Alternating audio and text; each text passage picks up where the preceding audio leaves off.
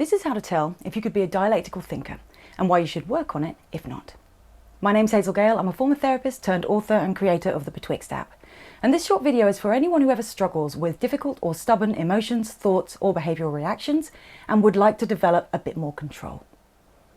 In studies, dialectical thinking has been found to promote coping flexibility, decreased anxiety and depression, fewer psychosomatic and stress-related symptoms, and a higher quality of life over time. So do you think you have this important skill? Let's find out.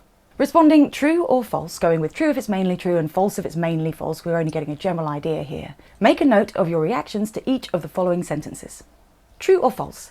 I am the same around my family as I am around my friends. If I've made up my mind about something, I stick to it. I have a definite set of beliefs which guides my behaviour at all times. I have a strong sense of who I am, and I don't change my views when others disagree with me. My outward behaviours reflect my true thoughts and feelings. And I usually behave according to my principles. So do you have more trues or falses? These statements are from the dialectical self scale, but I've got something to admit. They're the reverse options. This means that if you answered true more often than false just now, then you may currently struggle with or lack the skill of dialectical thinking. Now, I don't know about you, but that blew my mind when I first came across it. Look at the list again. Does this not read like an instruction manual for how to be the person we should strive to be? We are conditioned to value things like principled behaviour, mental fortitude, transparency, consistency, and confidence in our beliefs. But these very things could be damaging our mental and even physical health.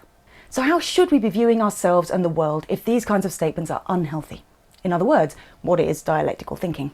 In a nutshell, you're a dialectical thinker if you believe that everything is always changing, that contradictions can coexist in harmony, and that meaning is found in the bigger picture. You may have heard of DBT, or dialectical behaviour therapy, which is an evolved version of cognitive behaviour therapy, CBT, and it was specifically adapted for people who feel emotions very intensely. The aim of DBT is to help people strike a balance between validation and the need to change. That is, acceptance of who we are and the life we have at the same time as knowing that it could all be better.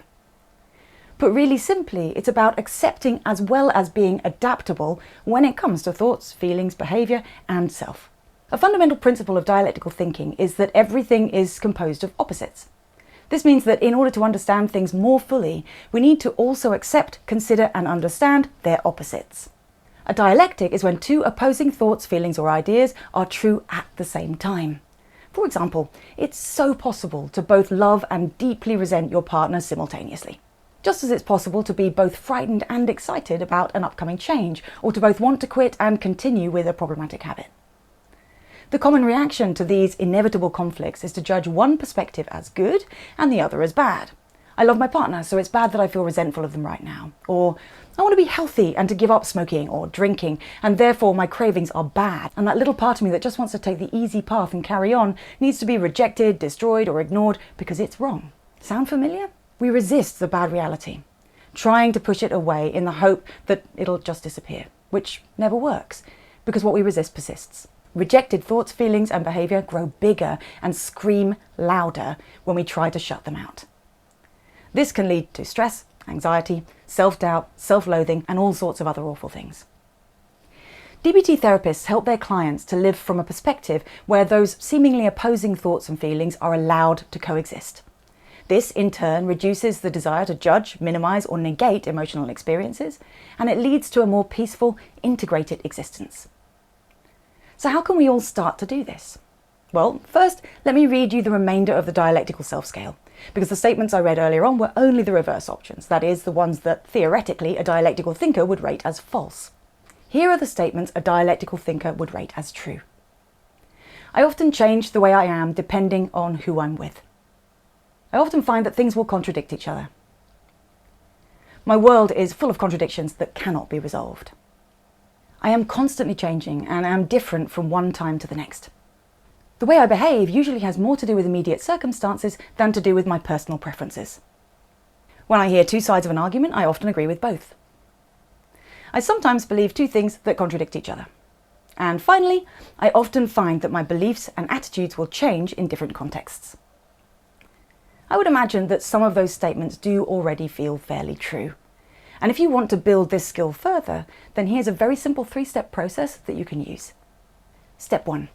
Reflect on an emotional situation and identify conflicting emotions. So call to mind a challenge or an area of friction in your present life. Nothing too huge, of course, it's best to start small. And for the sake of this exercise, if you can't think of anything suitable from your current life, you can also use something from the past. A difficult relationship or job, the challenge of giving something up or learning a new skill, etc.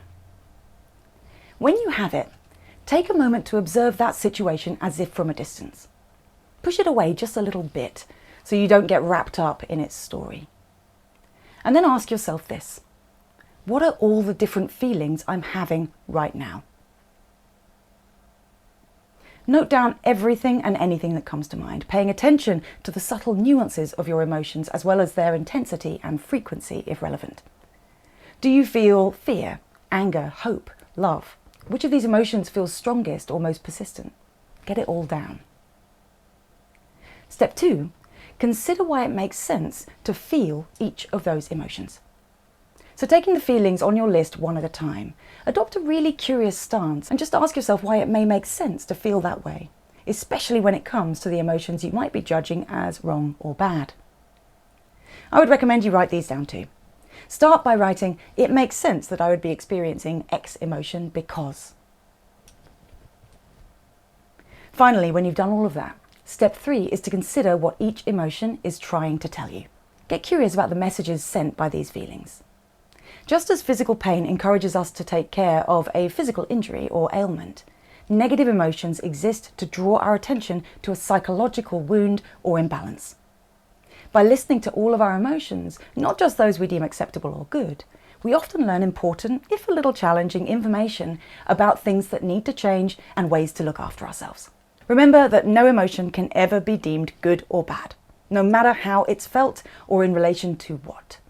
It's only once an emotion turns into action, a behavior or other expression of that feeling, that we can judge it as positive or negative, helpful or unhelpful, productive or unproductive. The whole point of this approach is to create the possibility of consciously choosing the actions to take. By building and allowing awareness of all our emotions, we also build the ability to control and choose the ways in which we respond and interact with them. As always, I really hope this helps. If so, please like and share the video so others can find it. And if you'd like to explore your thoughts and emotions in the context of a fantasy adventure game, then be sure to check out our app, Betwixt, the mental health game. It's available on the iOS App Store and Google Play.